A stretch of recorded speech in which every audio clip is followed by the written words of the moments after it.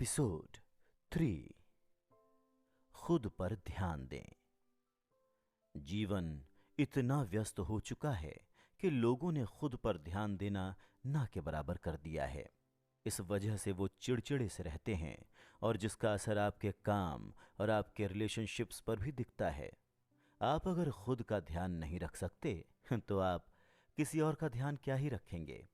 आप खुद की खुशियों के बारे में नहीं सोचेंगे तो आप दूसरों को भी खुश नहीं रख पाएंगे। इसी समस्या के बारे में जॉर्ज एडम्स अपनी किताब यू कैन में बताते हैं। इस एपिसोड में हम बात करेंगे कि खुद पर ध्यान देना और खुद को खुश रखना, स्वस्थ रखना कितना जरूरी है। हेल्थ। किसी ने क्या खूब कहा है कि जिस व्यक्ति के पास एक अच्छा स्वास्थ्य नहीं है तो समझो उसके पास सब कुछ होने पर भी कुछ नहीं है। आपका स्वास्थ्य आपके जीवन की सबसे बड़ी संपत्ति होता है, पर हम अपने जीवन की व्यस्तता के चलते इस पर ध्यान नहीं दे पाते हैं। और ध्यान भी कब देते हैं, जब हम इसे खो देते हैं। तो ऑथर कहते हैं कि कभी भी कोई बड़ी से बड़ी लड़ाई को एक बीमार और कमजोर शरीर से नहीं जीत सकता है।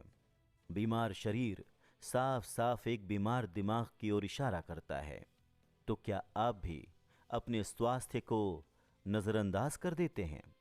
हम में से ज्यादातर लोग अपने काम के चलते अपने स्वास्थ्य को भूल जाते हैं और छोटे मोटे सिम्टम्स जो हमारा शरीर हमें देने की कोशिश करता है उन्हें नजरअंदाज करते जाते हैं, और फिर आगे चलकर छोटी छोटी चीजें बड़ी बड़ी बीमारियां बन जाती हैं। ऑथर अपने स्वास्थ्य पर ध्यान देने के लिए बड़ा जोर देते हैं।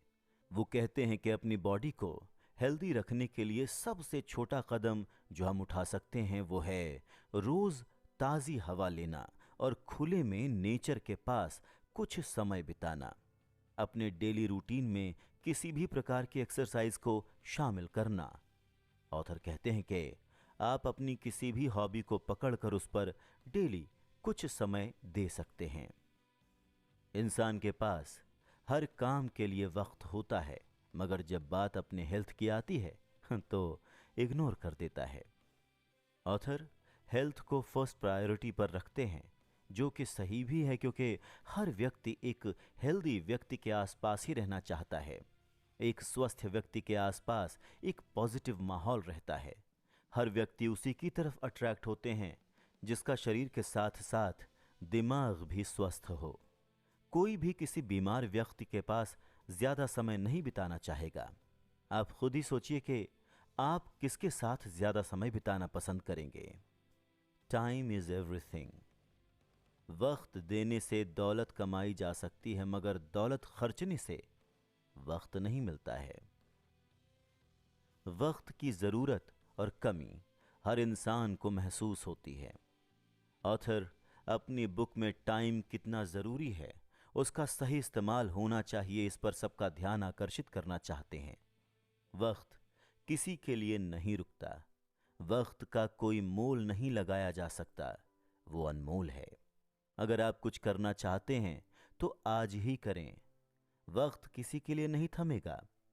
आजकल हर दूसरा इंसान वक्त की कमी होने की शिकायतें करता रहता है, जबकि समय सबके पास बराबर होता है। कोई उतने ही समय में अपनी किस्मत बदल देता है और कोई बहाने खोजता रहता है। जो व्यक्ति अपना समय ज्यादा बर्बाद करता है, ज्यादातर वही व्यक्ति समय ना होने की शिकायत सबसे पहले करता है।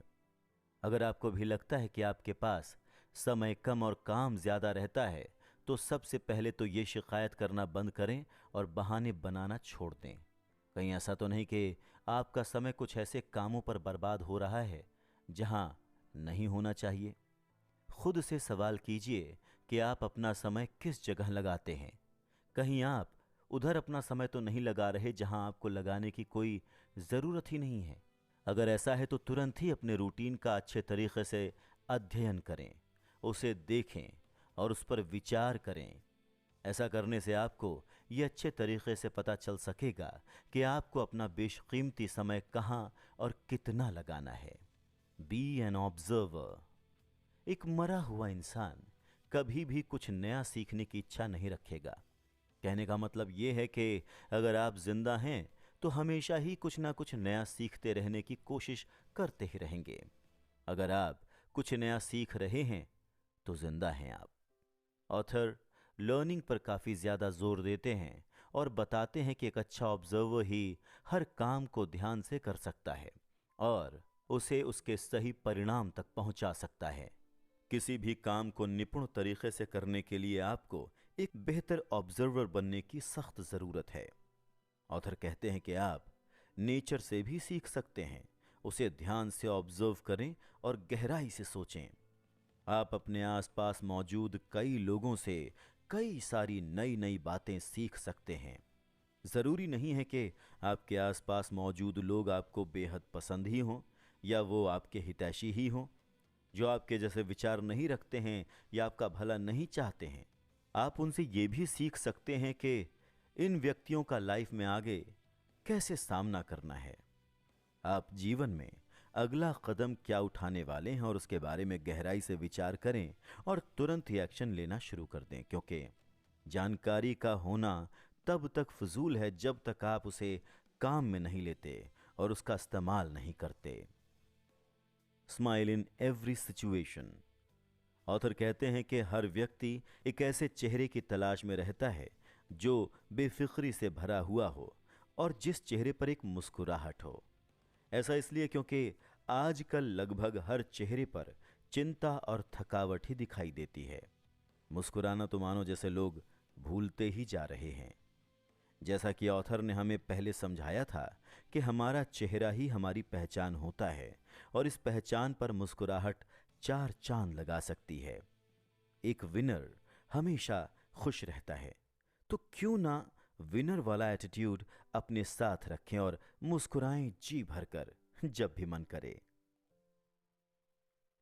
B a listener. To listen is to learn. हम ये तो जान ही चुके हैं कि किसी भी क्षेत्र की पर्याप्त नॉलेज को हासिल करना कितना ज़रूरी है और उससे भी ज़्यादा ज़रूरी है उसे अपने जीवन में प्रॉब्लम्स को सॉल्व करने के लिए इस्तेमाल करना। ऑथर हमें ये बताना चाहते हैं कि अगर आप एक अच्छा लर्नर बनना चाहते हैं तो आपको एक अच्छा लिसनर बनना कितना ज़रूरी है। एक अट्रैक्टिव पर्सनैलिटी का एक बेहद महत्वपूर्ण भाग होगा किसी को सुनना।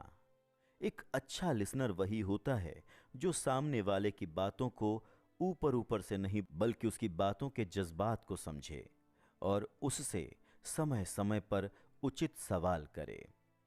एक अच्छा श्रोता आई कांटेक्ट बनाकर रखता है और सामने वाले को ये बिल्कुल भी महसूस नहीं होने देता कि उसकी बातों पर ध्यान नहीं दिया जा रहा है।